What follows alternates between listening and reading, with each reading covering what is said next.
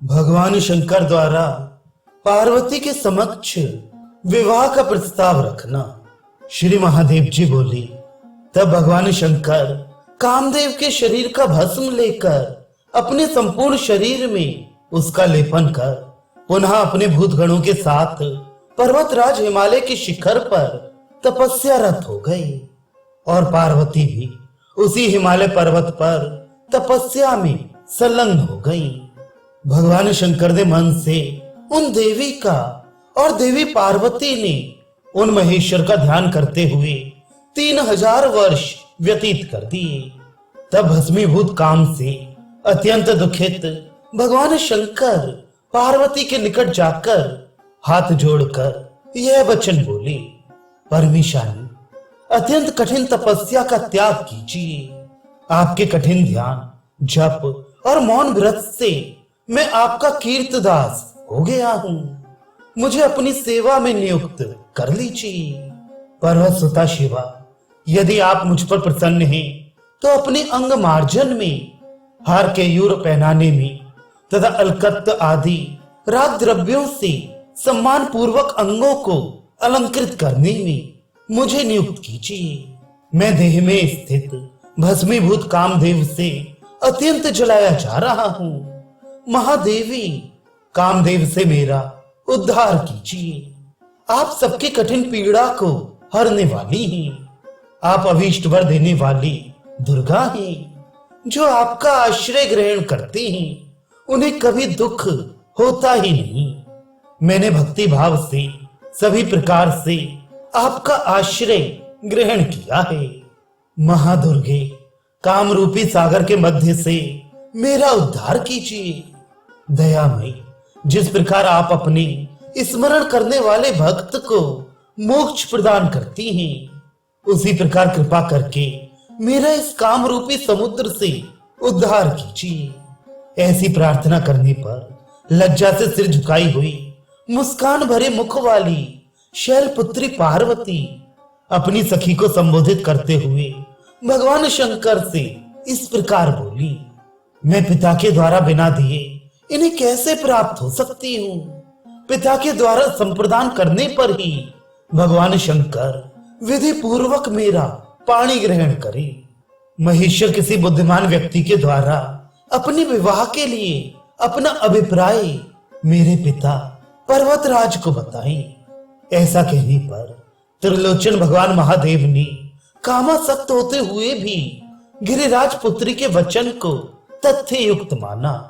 तदनंतर प्रफुल्लित कमल के समान मुख वाली वे भगवती सखियों से घिरी हुई शीघ्र ही पिता के घर चली गई। पार्वती के आने की बात सुनकर गिरिराज अकस्मात उठ पड़े और आकर उनको गोद में लेकर पुर के मध्य में ले आई। महारानी मेनका ने वहां आकर अपनी बाहों से पुत्री का आलिंगन कर अश्रुपूरित नेत्रों से परम आदर पूर्वक उनके मुख का चुम्बन किया और कहा, माता, आप मेरे प्राण के समान पुत्री हैं।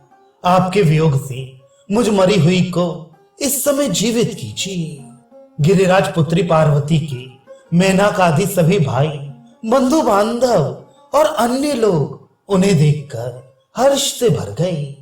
उनकी सखियों ने शंभु द्वारा पार्वती विषयक चेष्टाओं को वन में जैसा देखा था वैसा पर्वतराज हिमालय को बता दिया। मुनि श्रेष्ठ गिरिराज उन बातों को सुनकर अपनी पुत्री पार्वती के विवाह के लिए भगवान शंकर के प्रस्ताव की प्रतीक्षा करते हुए महान हर्ष से भर गए। भगवान शंकर पाणी ग्रहण का निश्चय करके अपनी प्रमथ गणों के साथ हिमालय के शिखर पर रहने लगे।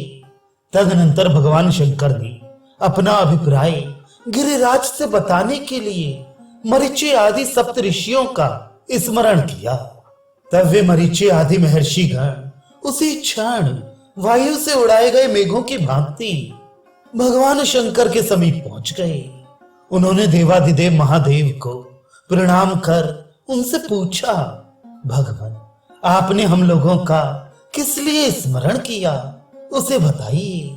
तब काम से निर्दग्ध हृदय वाले भगवान महादेव ने मरीचि आदि मुनियों को पृथक पृथक संबोधित करके कहा, श्रेष्ठ मुनियों, संपूर्ण विश्व के कल्याण के लिए और संतान वृद्धि के लिए आज मेरी विवाह करने की इच्छा हो रही है।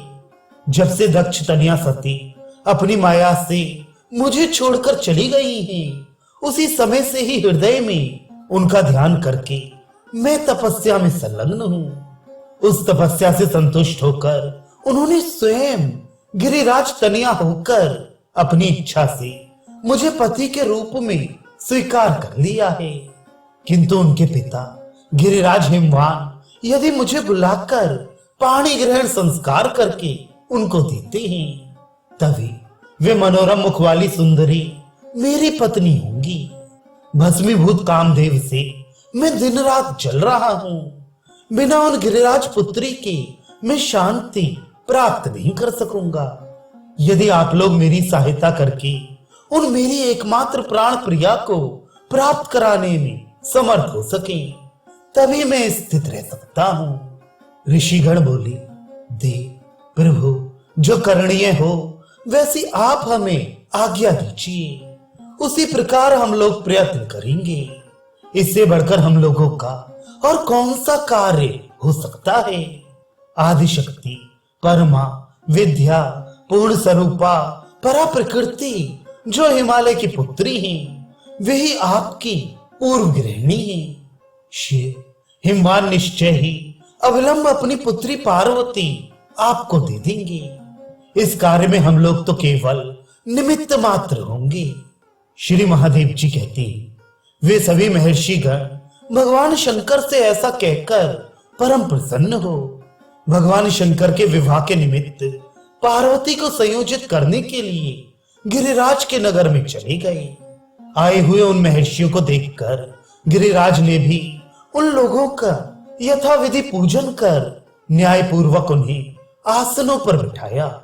इसके बाद वे महर्षिगण पर्वतराज हिमालय से कहने लगे, राजन, आपकी भलाई के लिए भगवान शंकर ने जो कहा है उसे सुनिए।